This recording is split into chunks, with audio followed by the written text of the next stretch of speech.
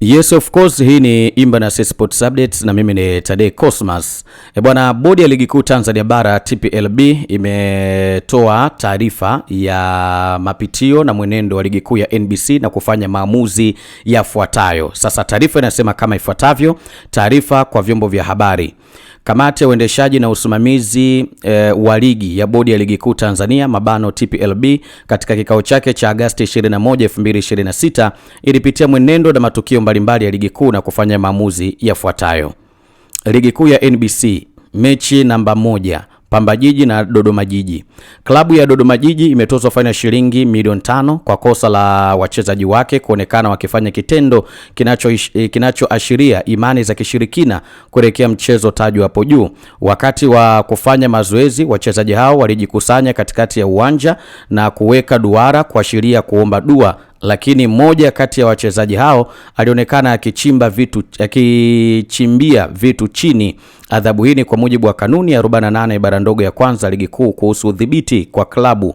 Klabu ya Pamba Jiji imepewa onyo kali kwa kosa la kuchelewa kuwasili kwenye uwanja wa CCM Kirumba Mwanza kuelekea mchezo tajwa hapo juu Agosti 14, 2026. Pamba iliwasili uwanjani saa 6 na dakika 51 mchana badala ya saa 6 na dakika 30 mchana, jambo ambalo ni kinyume na matakwa ya kanuni ya 17 ibara ndogo ya 15 ya ligi kuu kuhusu taratibu za mchezo. Adhabu hii ni kwa mujibu wa kanuni ya 17 ibara ndogo ya 62 ya ligi kuu kuhusu taratibu za mchezo. Mechi namba 10, Namungo dhidi ya Geita Gold. Klabu ya Namungo imepewa onyo kali kwa kosa la vijana waokota mipira mabano ball boys kuficha mipira na wakati mwingine kutoifuata kabisa pindi mpira hiyo ilivyotoka nje. Kitendo hicho si cha kiungwana na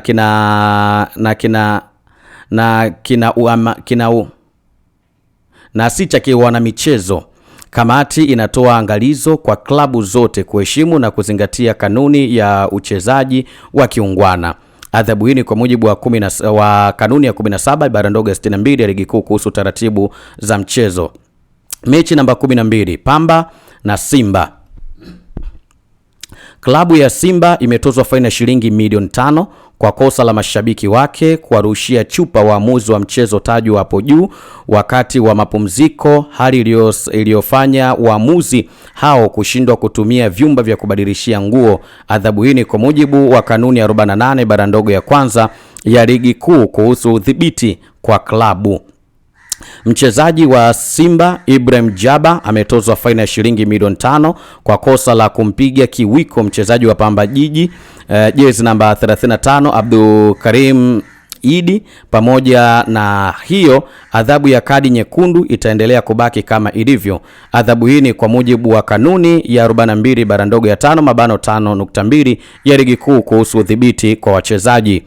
Mechi namba 13, Kagera Sugar na Singida. Mchezaji wa Singida Black Stars Matthew Tegisi amefungiwa michezo mitatu na kutozwa faini ya shilingi milioni 5 kwa kosa la kumpiga kiwiko mchezaji wa Kagera Sugar jezi namba 12 Saleh Seifu.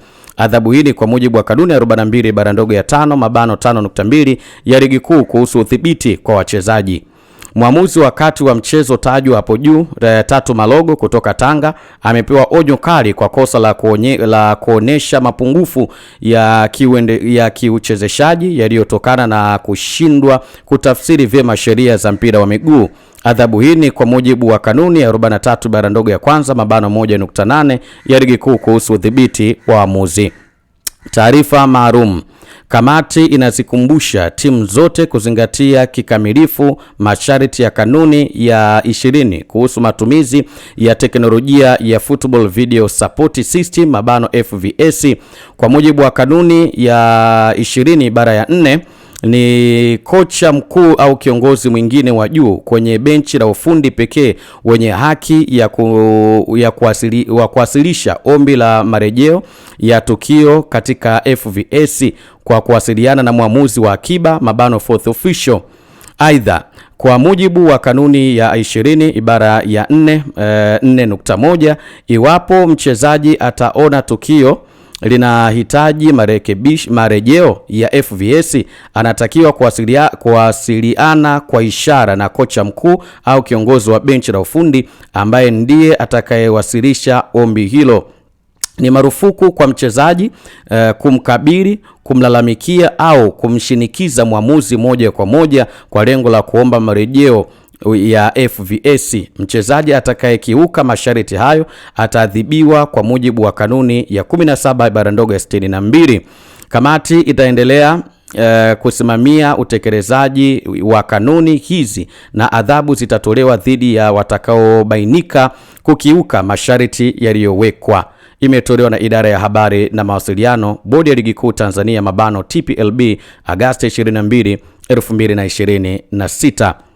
Bwana, hii ni Imbanas Sports Updates na mimi ni Tade Cosmas. Endelea kuitegea sikio na kuifuatilia Imbanas Radio na Tanganyika Radio.